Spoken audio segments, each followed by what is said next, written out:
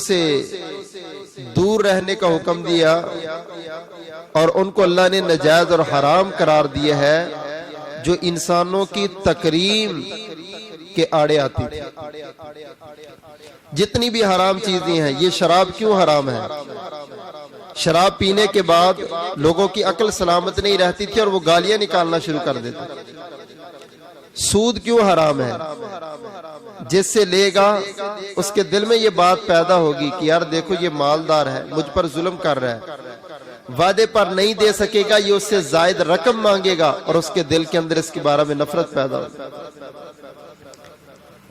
چگلی، غیبت، جاسوسی، جھوٹ، دغا بازی، الغرض جتنی بھی حرام چیزیں ہیں ان میں ان کی حرمت کی جو اصل وجہ ہے وہ انسانوں کی عظمت کو کم کرنا تھا، کہ جو جو چیز انسان کی عظمت میں کمی کرتی ہے اس کو اللہ نے ویسے ہی حرام کرا دیا۔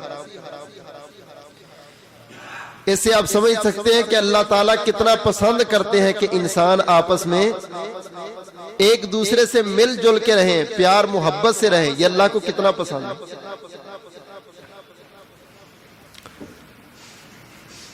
تین لفظ استعمال ہوتے ہیں جو ہمارے معاشرے میں عام طور پہ بات چیت کرتے ہوئے ایک مزاح ہوتا ہے۔ مزاح کا معنی ہے کسی کو خوش کرنا، دل لگی کی بات کرنا، ایسی بات کرنا جس سے سننے والے خوش ہو جائیں۔ اور دوسری چیز ہے مذاق۔ مذاق وہ ہوتا ہے جس کے اندر لوگوں کو ہنسایا جاتا ہے مگر اس میں تکلیف کے ساتھ ہنسایا جاتا ہے۔ جس کو وہ مذاق کرتا ہے اس کو تکلیف ضرور ہوتی ہے، اور اسی لیے کتنے لوگ ایسے جو مذاق کرنے کے بعد کہتے ہیں سوری یار تو سیریس ہو گیا، میں مذاق کر رہا۔ وہ سیریس کیوں ہوتا ہے؟ اس کو تکلیف ہو رہی ہے۔ مذاق میں اصل میں بندہ اس وقت مذاق کرتا ہے جب کسی کو حقیر سمجھتا ہے، اور مذاق ہوتا ہی کسی نہ کسی چیز کی حقارت پر ہے۔ اسی لیے آج تک کسی بیٹے نے اپنے باپ کو مذاق نہیں کیا، کوئی بیٹی اپنی ماں کو مذاق نہیں کرتی، شاگرد اپنے استاد کو، مرید اپنے پیر کو مذاق نہیں کرتا۔ مذاق ہمیشہ انسان اپنے درجے اور اپنے لیول کے لوگوں سے کرتا ہے، اور اس کے اندر تکلیف پائی جاتی ہے، جس کے لیے شریعت نے ایک حد رکھی ہے، اس سے تجاوز کرے گا تو مذاق بھی گناہ میں چلا جائے گا۔ پہلی چیز مزاح ہے، دوسری مذاق ہے، اور تیسری ہے ٹھٹھا کرنا۔ یہ مذاق سے بھی اگلا درجہ ہے، اگلی حد ہے کہ کسی کو ایسے جملے کہنا جس میں اس بیچارے کو ذلیل کر کے رکھ دیا جائے، اس کو کہتے ہیں سخریہ۔ ٹھٹھا اور مذاق بھی اس کو کہہ دیتے ہیں۔ اللہ تعالیٰ فرماتے ہیں لا یسخر قوم من قوم عسیٰ، کوئی قوم کسی قوم کو ٹھٹھا نہ کرے، مذاق نہ کرے۔ مذاق کی اجازت ہے، اور مذاق کی بھی ایک درجے تک اجازت ہے کہ مذاق میں تین چیزیں ہیں۔ نمبر ایک جھوٹ نہ ہو، نمبر دو کثرت سے نہ ہو، نمبر تین اگلے بندے کو ذلیل کرنا مقصود نہ ہو۔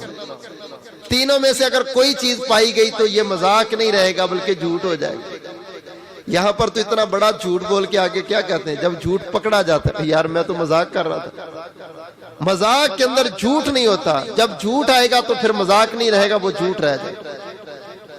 اللہ تعالیٰ فرماتے ہیں ایمان والو کوئی کسی کو مذاق نہ کرے۔ اور مذاق کے اندر اکثر کیا ہوتا ہے، کسی کی شکل پر تبصرہ، کسی کے قد پر تبصرہ، کسی کی عقل پر تبصرہ، کسی کی نسل پر تبصرہ، اور کسی کے نسب پر تبصرہ۔ اپنا منہ تو دیکھ ذرا، اپنی شکل تو دیکھ ذرا، تیرا ناک کیسا ہے، تیرے کان کیسے ہیں، تیرے ہاتھ کیسے ہیں۔ یہ مذاق کی ابتدا یہاں سے ہوتی ہے، اور آپ اس کی حساسیت نہیں سمجھتے کہ خالق کائنات کو کتنا برا لگتا ہے جب بندہ کوئی کسی بندے کو اس کی شکل کا، اس کی عقل کا، اس کے نسب کا، اس کی نسل کا تانا دیتا۔ کیوں بھئی شکل بندوں نے خود بنائی ہے یا اللہ نے بنائی؟ اللہ کی بنائی ہوئی چیز پر اعتراض بندے پر اعتراض نہیں ہے، یہ اللہ پر اعتراض ہے۔ اللہ اکبر کبیرہ۔ اللہ کیسے اس کو پسند کریں کہ بندہ کسی بندے کی شکل پر اعتراض کرے، بات کرے؟ جو رب اپنے بندے کی شکل کا کتنے پیارے انداز سے ذکر کرتے ہیں۔ امام الانبیاء جناب محمد رسول اللہ صلی اللہ علیہ وسلم نے فرمایا، کائنات والو، اللہ پاک نے دنیا میں ساری نعمتوں کا ذکر کیا۔ میں نے نباتات کو بنایا، حیوانات کو بنایا، چاند سورج کو بنایا، زمین و آسمان کو بنایا۔ اللہ پاک نے بڑی بڑی مخلوقات کے بنانے کا ذکر کیا۔ اتنا ہی کہہ دیا میں نے یہ بھی پیدا کیا، میں نے یہ بھی پیدا کیا، مگر جب انسان کی باری آئی تو اللہ پاک نے یہ نہیں فرمایا کہ میں نے اس کو پیدا کیا، بلکہ خالق کائنات نے اپنے انداز کو بدل کے اپنے انداز سے اور انداز اختیار کیا۔ محبت بڑے لہجے سے فرمایا، والتین والزیتون وطور سینین وہذا البلد الامین۔ کائنات والو، مجھے تین کی قسم ہے، مجھے زیتون کی قسم ہے، مجھے طور سینین کی قسم ہے، وہذا البلد الامین۔ تاجدار مدینہ جن گلیوں سے گزرتے رہے، میرے محبوب کے قدم جن گلیوں میں لگے، مجھے ان گلیوں کی قسم ہے، ان بازاروں اور ان شہروں کی قسم ہے۔ اللہ پاک تو نے اتنی چار قسمیں اٹھا کے بڑی بڑی باتیں کر کے بات کیا سمجھانی ہے؟ مالک کائنات نے فرمایا، لَقَدْ خَلَقْنَا الْإِنسَانَ فِي أَحْسَنِ تَقْوِيمٍ۔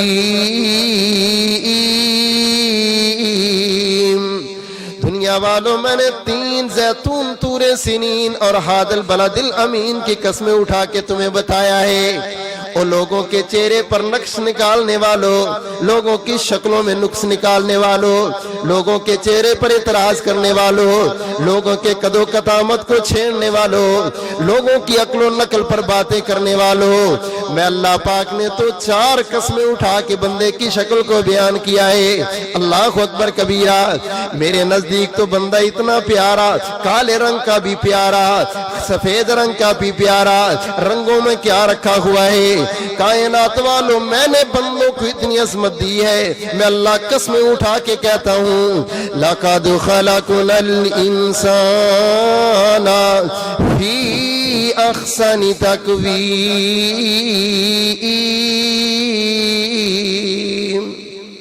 میں اللہ نے تو انسان کو صرف خوبصورت نہیں، احسن، بڑا ہی خوبصورت بنایا۔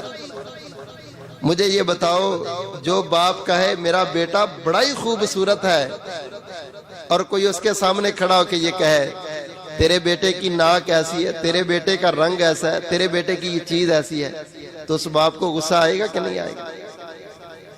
باپ کے سینے میں کیا محبت ہے، ماں کے سینے میں کیا محبت ہے؟ اللہ تو کئی ماؤں سے زیادہ اپنے بندے سے پیار کرتے ہیں۔ جب تو کسی بندے پر ایسے جملے کستا ہے، اللہ کو بڑا غصہ آتا ہے۔